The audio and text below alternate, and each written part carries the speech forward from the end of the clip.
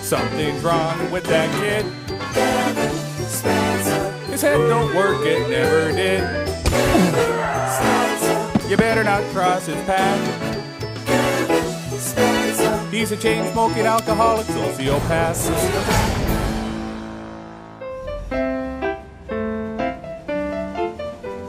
Kevin was on his way to adult prison, and he was scared.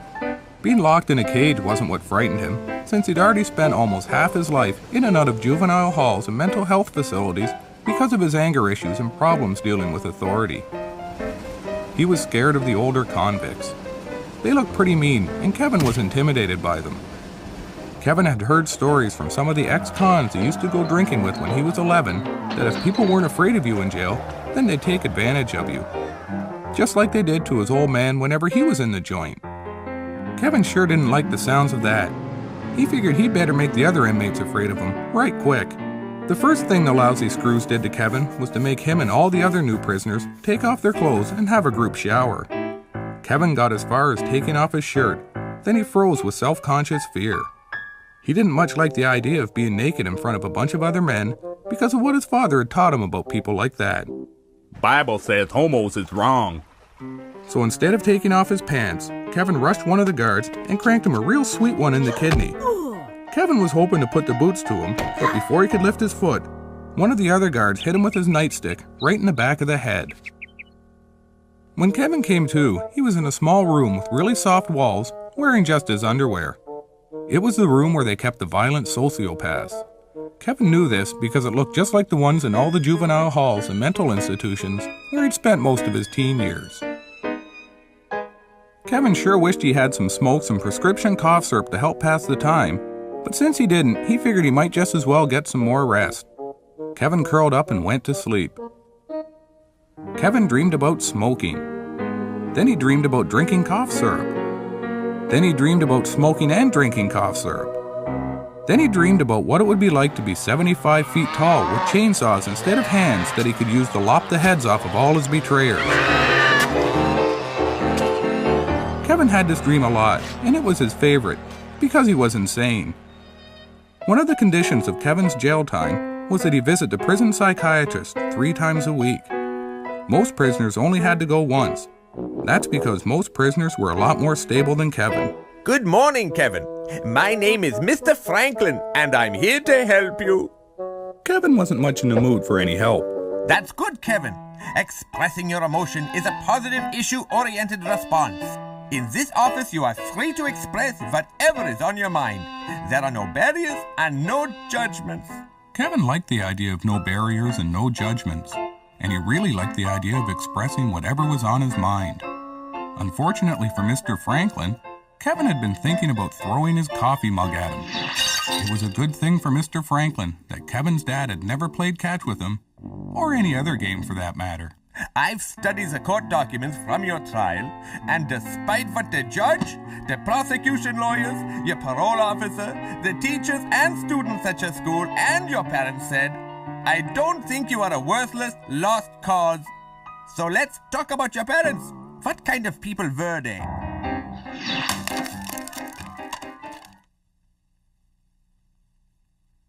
When Kevin's dad, Percy Spencer, was 18, he enlisted in the Army because he'd been arrested for vagrancy so many times that the judge told him if he didn't get a job, he was going to jail for a good long time.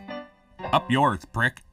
The old man wasn't much for working, and he didn't have any job skills because he was an alcoholic and had quit school halfway through grade 6 when he turned 16.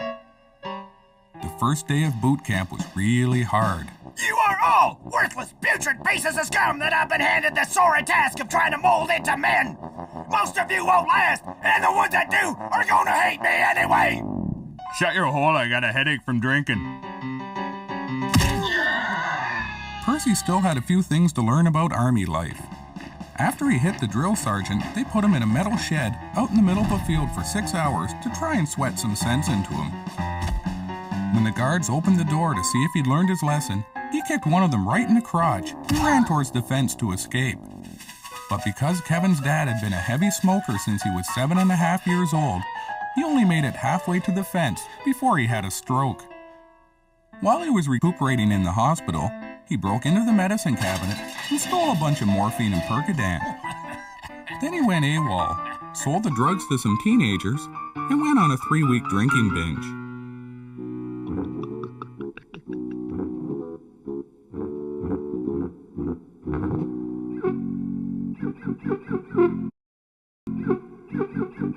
Percy had hoped the binge would last longer, but he ran out of money. So he decided to go back to the army base to get a few good nights' rest and to try and steal some more drugs. I got no money, so F off. The drill sergeant told him he was being dishonorably discharged. Those were pretty big words for Kevin's old man, and he didn't know what they meant. But just in case they were a come-on, Percy punched the drill sergeant square in the larynx, just so people wouldn't think he was fruity. Then he went to the hospital barracks and stole a bunch of codeine and sleeping pills. That ought to learn the army a thing or two, he thought. Anastasia Blunt had been a rodeo clown groupie ever since she lost her virginity to one when she was 13. She'd spent the last few years following Large Mike's rodeo and rope trick caravan across North America. Large Mike wasn't a very good businessman, and he was down to one clown. One night, the clown got really whacked on 100 proof tequila and decided to tease the bull. A whole lot more than bulls like. Hey, Bull! You're a stupid goof! That ain't good thinking. Because he was so loaded, Happy the rodeo clown couldn't run worth a damn, and the bull caught him and stuck his horn right through Happy's spine. Because the doctor said Happy would never walk again and his days as a rodeo clown were over, Anastasia found herself without a whole lot to do. Percy didn't like having to walk places, especially since his heart attack. But he was too poor to afford a car, and even if he could, he wouldn't be allowed to drive because of his 13 driving while impaired charges and the $4,600 he owed in parking tickets. Still, it was pretty hot out, and Percy figured he was a long way from any cops, so he decided to steal the next car he saw. The chip wagon was the nicest car Percy had ever been in, and the man he'd stolen it from had $27 in his pocket. Percy thought there must be big money in running a chip wagon to have that kind of scratch lying around. To celebrate his newfound freedom, he bought a big jug of wine, ate a handful of the pills he'd stolen, and decided to see how fast a chip wagon could go. Percy wasn't as far away from the cops as he thought. Anastasia was stuck in the middle of nowhere. Large Mike had promised to take her with him if she slept with him, but after he was done, he just laughed and drove away. Anastasia figured she'd have the last laugh, though, because she'd stolen his wallet out of his pants, and because Happy had given her syphilis. Anastasia figured she'd hitchhike to Nashville and try and meet some more clowns. That's when Percy drove past. Their eyes locked, and it was love at first sight.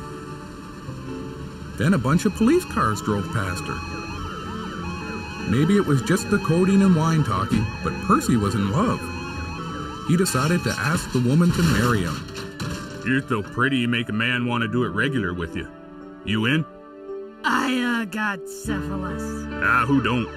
I'll wait for you, sugar, and I'll see a doctor about my privates. Don't forget the smoke! Don't forget the smoke! It was Kevin's second week in adult prison. He was still pretty scared and nervous, but he wasn't alone anymore because his dad had just been sentenced to 2 years less a day for public drunkenness and discharging a firearm within the city limits. And he was in a cell not far from Kevin's. This here's my boy. Boy, this here's your Uncle Mike and your Uncle Frank. Them 3 guys is Frank's kids. Them others belong to Mike and his wife, even though he ain't but fathered one of them. Bootlegger fathered the others, because me and the missus ain't had jobs or money for drinking. How long you in for, boy? Kevin told his uncles and cousins that he was doing 25 to life. They all laughed at him because he had the longest sentence. Then they took turns telling him what they were going to do when they were free, and he was still in jail. It was a fun get-together. Kevin wanted the good times to continue, but suddenly the exercise yard went silent. There was a new prisoner. His name was Slappy Bigelow. Most people already knew him because he'd only been released 2 weeks earlier. Slappy was the meanest man in prison, and he liked to hurt people and intimidate them, so they would do things for him. Kevin remembered what the ex-cons had said to him when he used to get loaded with them. If people aren't afraid of you in prison, then you'll be in big trouble. Kevin figured he'd better lay down some ground rules right quick so Slappy wouldn't get any ideas. His cousin Louis never saw it coming. Kevin figured since his cousin Louis now had a broken jaw, he wouldn't be needing his smokes.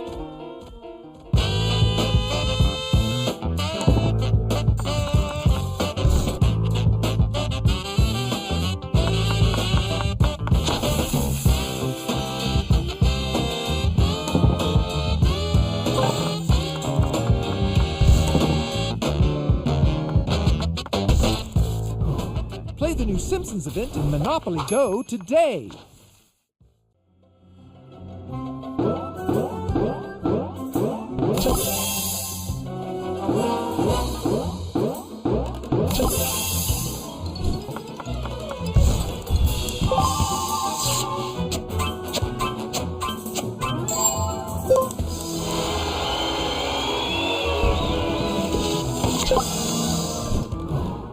Play Monopoly Go now and get your Millhouse Shield for free.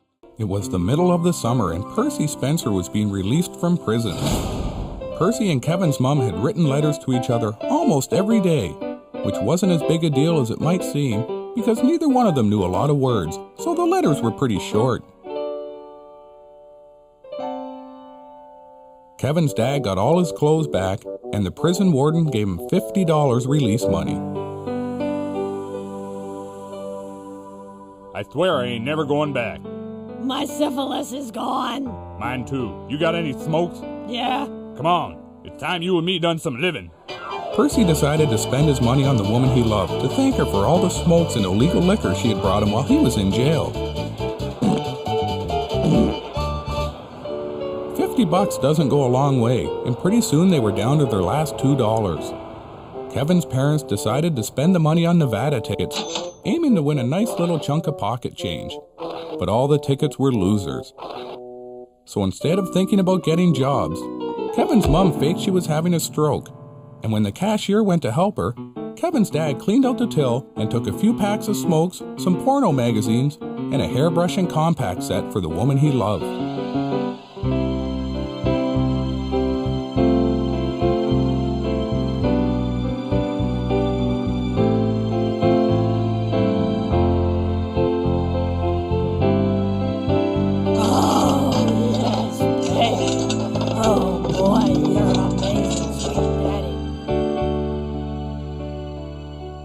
Way better than at least half the women I paid for. Kevin's mom thought that Percy was calling her a prostitute, so she cuffed him with an empty bottle of wine and told him to get his useless convict ass out of her bed before she phoned the cops and turned him in for ripping off the liquor store. Percy didn't much like being talked to like that, and he aimed to straighten things out. But before he could get to his feet, Kevin's mom caught him with a left hook to the kidney and a real sweet one right in the temple. Percy was already dizzy because he was loaded, and the punches sure didn't help things. He passed out cold. When Percy woke up 2 hours later, his head was in Kevin's mom's lap, and she was crying really hard. Mama, sorry, babe. I promise I will never hit you again. Mama loves you, sweet. You're still my sugar, ain't you? You gotta smoke? After Percy cleared his head and smoked a few more cigarettes, he made love to the woman he loved. You're better than any rodeo clown I've ever had. Then he stole the neighbor's pickup truck, drove into town, and ripped off some more booze. Kevin's dad was wrong when he said he was never going back to prison. Mama will wait for you, sugar. Bring smokes. I forgot to tell you, I ain't on the bill. I ain't supporting no kids. You tricked me, you effing temptress. Kevin's mom didn't like being called names, so she said that Percy was a dumb unemployed son of a bitch who was too stupid to get a job and support anything. Percy told her to shut her hole and that there were plenty of other women in the world who would be happy to take up with a man like him. Kevin's mom laughed. Then she told the cops about the cash and porno magazines, so Percy would get a few extra months tacked onto his sentence. She figured that ought to teach the moron a thing or two. Don't forget the smoke! I'm sorry, baby.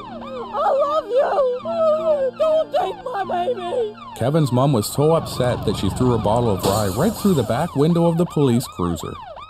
She was sentenced to 3 months in jail for obstruction of justice. This really made Kevin's dad angry, because now there was no one to bring him smokes.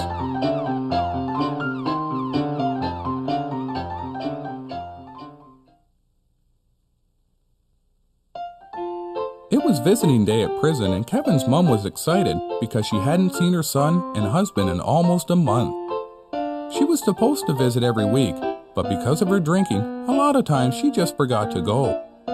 She had a fresh carton of smokes for Kevin, and one for his dad.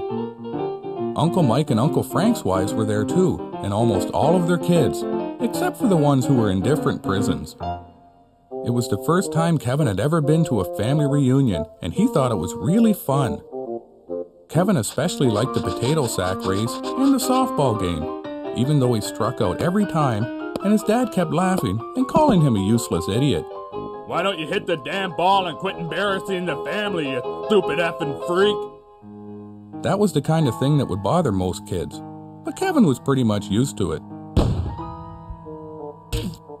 After lunch, the women broke open the bottles of liquor they'd smuggled in, and the men took out the bootleg booze they'd made in prison. Everyone got real good and loaded. Kevin wished his mom had brought the cough syrup he'd asked for, but he was happy she'd just remembered to come at all. Who's my little cowboy? Who's my cowboy? You are, Kevin. That's who slugger your mama's little cowboy. Oh, Jesus, boy. Why'd you have to be like your useless father? Jesus, boy. Which one of you dumb son of a bitch convicts want to dance? Uncle Mike's wife had brought a tape deck. She put in her new Best of TV theme songs cassette and started to dance. Pretty soon, everybody joined in. Kevin didn't really like dancing, but he didn't want to be left out. Uncle Frank asked Kevin's mom to dance. The first song was a fast one, so that was okay. Then a slow song came on, and they started to kiss, because they were both so drunk that they figured no one would notice. They were wrong. It's showtime! Kevin's dad jumped on Uncle Frank's back, and they fell to the floor. All of Kevin's relatives started to cheer. You got a gimp leg, Frank. Kick him in the leg. You got a gimp leg. Pretty soon, though, it got kind of boring just standing there watching Kevin's dad and Uncle Frank fight, so the rest of them decided to get in on the action and let off some steam. Kevin didn't really have any reason to hit anyone, but that wasn't the kind of thing that had ever stopped him before. He picked up a chair and threw it as hard as he could. Louis never saw it coming. Kevin figured that since Louis's jaw was re-broken, he wouldn't have much use for the smokes he was carrying, or the money in his pocket. Things had worked out so well the first time that Kevin figured he'd throw another chair to see if he couldn't collect enough for a whole carton of smokes. He was itching to smack his old man a good one, but because he was still good and buzzed on bootleg liquor, he missed completely and hit Johnny Felsen. Johnny Felsen was Slappy Bigelow's best friend. After the guards broke up all the fights, they sent everyone home. Kevin's mom said it was the nicest party she'd been to in a long time, and she cried when she left and promised to be back the next week with more smokes. Kevin could hardly wait.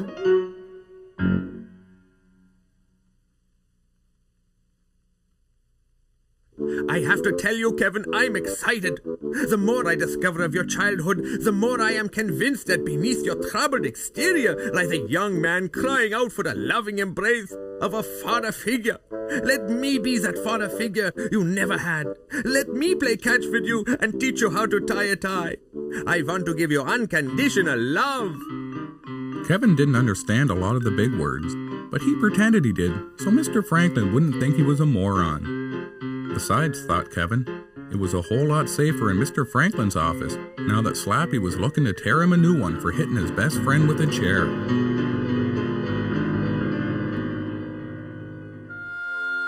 Kevin's mom was 8 months pregnant, and it was a big day because her husband was getting paroled.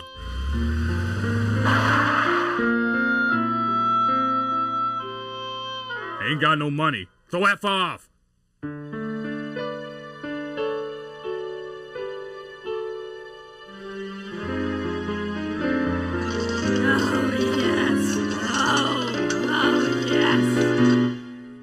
lost your touch, sugar. You got any smokes?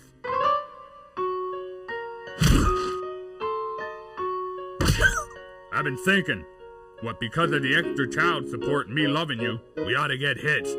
I always knew you'd make an honest woman out of me.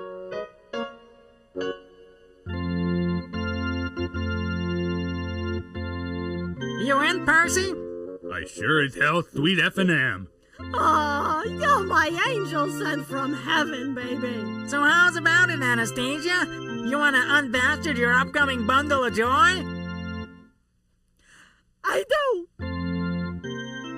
Well, I tell you to kiss her, but it looks like you already got past first base long time ago. Yeah, first date. Oh, Jesus. My water broke. Kevin's mom rushed to the hospital, and his dad went to the liquor store to get a bottle for celebrating. Then he stopped off to buy some lottery tickets, met a guy he knew from prison, and went on a 3-day drinking binge. By the time they met their father, Kevin and his brother were almost 4 days old. We ain't got room for two. Which one you want to keep? Kevin was my firstborn. He'll always be special to me. But he don't smile none or make no noise. He just lies there, staring straight ahead. Kevin's dad figured that not smiling or doing anything was a whole lot easier to look after than a baby who wanted a lot of attention. So they gave the other one up for adoption. Kevin's mom cried so hard when they took the baby away to his new parents that her gin and 7 came out her nose and put out her cigarette. Kevin's dad decided they should all go down to the mall to get more lottery tickets and have a real nice family portrait taken.